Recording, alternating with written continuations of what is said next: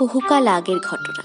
গঙ্গা নদীর ধারে হেমলগঞ্জ নামে একটা গ্রাম ছিল। গ্রামের বেশিরভাগ মানুষের মতো বিমলও অতি দরিদ্র কৃষক। জমিতে ফসল ফলিয়ে তা বিক্রি করে তবেই দিন গুজরান হয় তাদের। কিন্তু বেশ কিছুদিন ধরে তাদের জমির ফসল একদল দুষ্টু লোক চুরি করে নিয়ে যেতে শুরু করেছে, যার ফলে গ্রামের কৃষকেরা বেজায় সমস্যায় পড়েছে। একদিন বিমল গ্রামের আরো কয়েকজন কৃষককে একজোট করে আলোচনা করছে। বিমল চিন্তিত মুখে বলল, ভাই সব, আজকে আমি তোমাদেরকে ডেকেছি কেন সে তো তোমরা জানোই। আমাদের সমস্যা তো দিন দিন বেড়েই চলেছে। দাঁড়িয়ে থাকা একজন কৃষক বললেন, সত্যি কথা ভাই, তুমি আমাদের সব ঠিক কথা বলেছ। আমাদের সব উপায় তো বিফলে যাচ্ছে। ওই দুষ্টু চোরের দল আমাদের রক্ত জল করা ফসল চুরি করে নিয়ে যাচ্ছে, আর আমরা কিছু করতে পারছি না। বিমল চিন্তিত মুখে বলে, আমাদের ছোট গ্রাম, গুটি কয়েক মানুষ, রাত জেগে কদিন পাহারা দেব আমরা? জমিদার মশাই খাজনা নেওয়ার সময় একদিন দেরি করেন না। এদিকে আমাদের ফসল রক্ষার কোনো সাহায্য করবেন না বলে দিয়েছেন উনি। এই সামনে আবার খাজনার সময় গিয়ে এলো বলে। কিন্তু কি করে খাজনা দেব আমরা? খেতে যেটুকু ফসল আছে সেগুলো দিয়ে দিলে তো না খেতে পেয়ে মরতে হবে। অপর কৃষক বলে, আমার তো আবার সামনে মেয়ের বিয়ে, কি করে টাকা জোগাড় করব কে জানে। আচ্ছা, আমরা রাত থেকে পাহারা দিতে পারি না? একটা তো কাজ করতে পারি, একটা কাকতারুয়া তো বসাতে পারি জমিতে, যাতে সেটা দেখে ওই চোরেরা মনে করে কেউ পাহারা দিচ্ছে। বিমল একটু ভেবে বলে, উপায়টা মন্দ বলনি তুমি। রাতের অন্ধকারে কাকতারুয়া দেখে মানুষ বলেই ভুল হয় বটে, কিন্তু তাতে কাজ হবে কি? চেষ্টা করে দেখতে ক্ষতি কি? চলো একটা কাকতারুয়া জমিতে বসিয়ে দিই। এই ভেবে সকলে মিলে একটা কাকতারুয়া বানিয়ে জমিতে রেখে দিয়ে যে যার বাড়ি চলে গেল। কিন্তু যথারীতি চোরের দল এসে বিমলের জমির সমস্ত ফসল একদম সাফ করে দিয়ে চম্পট দিল। আর সকালে ঘুম থেকে উঠে সেই দৃশ্য দেখে বিমল একদম ভেঙে পড়ল। চিৎকার করে কেঁদে বলল, হায় হায় হায়, কি সর্বনাশ হলো আমার! হায় হায় হায়, আমার সমস্ত জমির ফসল চুরি করে নিয়ে গেল। এবার আমি কি করে পরিবারের সদস্যদের খাবার জোগাবো? আর আর আর খাজনাই বা দেবো কি করে? হায় হায় হায়, না, এই জীবন আর রেখে লাভ নেই। এই মুখ আমি আর কাউকে দেখাবো না।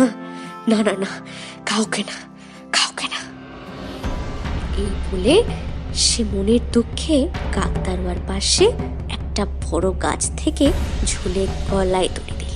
আত্মার অতৃপ্ত আত্মা গিয়ে প্রবেশ করলো ওই কাকতারুয়ার শরীরে। সেটা কেউ জানতে পারল না। রাতের বেলা কেউ ক্ষেতের মধ্যে দিয়ে যাতায়াত করলেই গা ছমছম করে ওঠে তাদের। এরপর কেটে গেছে বেশ কিছু মাস।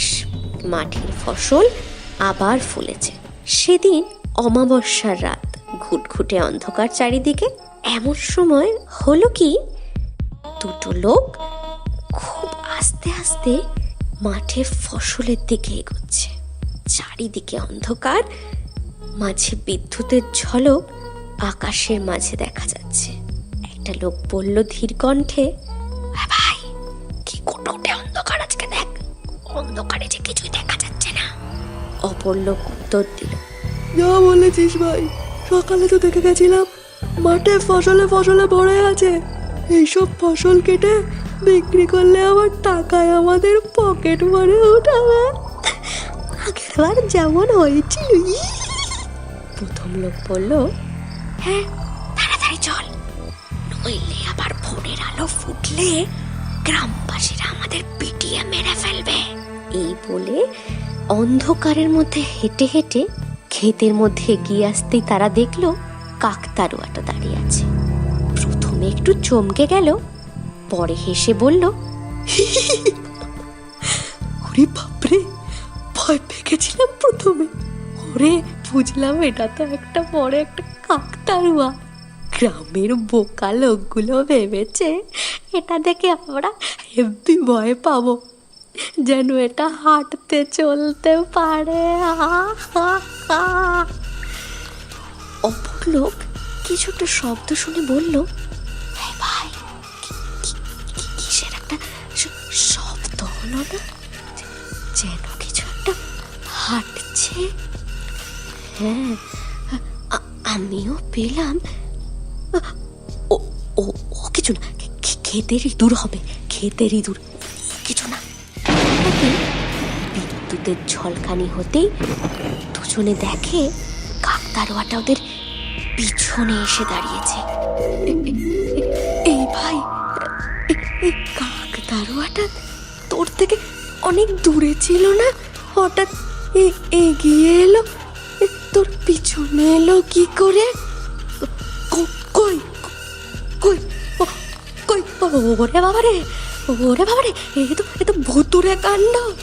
এত এগিয়ে এলো কি করে কাকতাড়ুয়াটা? ভাই ভাই, আমার আমার আমার গতি ঠিক লাগছে না, কেমন একটা লাগছে, চল কেটে পড়ি। হঠাৎই কাকতাড়ুয়ার ভেতর থেকে ফ্যাস ফ্যাসে গলায় কথা বেরিয়ে আসে, পালাবি কেন? ক্ষেতের ফসল না নিয়ে পালাবি? নে, ফসলগুলো কেটে নে। ওরে বাবারে, ওরে বাবারে, কাকতাড়ুয়া কি করে কথা বলছে? না না না না না, ফসল নেব না, আমরা আমরা আমরা চাই না ফসল, ছেড়ে দাও আমাদের, ছেড়ে দাও গো। কাকতাড়ুয়া ততক্ষণে প্রথম লোকটাকে নিজের লম্বা হাত দিয়ে ধরে ফেলেছে আর বিভৎস গলায় বলছে, কেন রে, এত ভয় কেন এখন?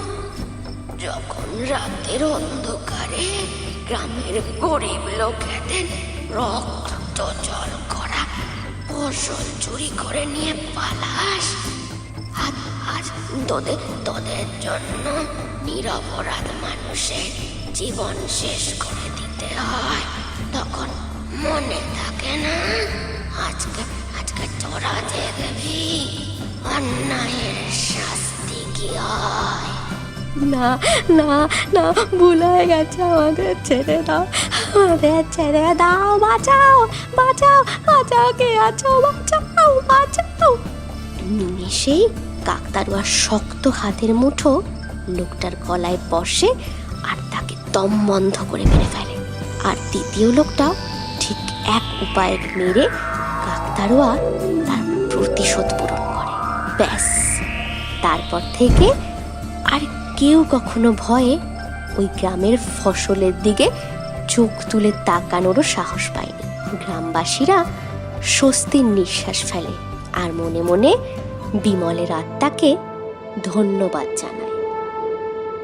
গল্পটা ভালো লাগলে লাইক করুন, কমেন্ট করে জানান কেমন লাগলো, শেয়ার করুন নিজেদের বন্ধু বান্ধব আর রিলেটিভদের সঙ্গে, আর অবশ্যই আমাদের চ্যানেলকে সাবস্ক্রাইব করে দিন। আর আমাদের নতুন নতুন গল্পের নোটিফিকেশন পেতে সাবস্ক্রাইব বাটনের পাশে বেল আইকনটা এক্ষুনি প্রেস করে দিন।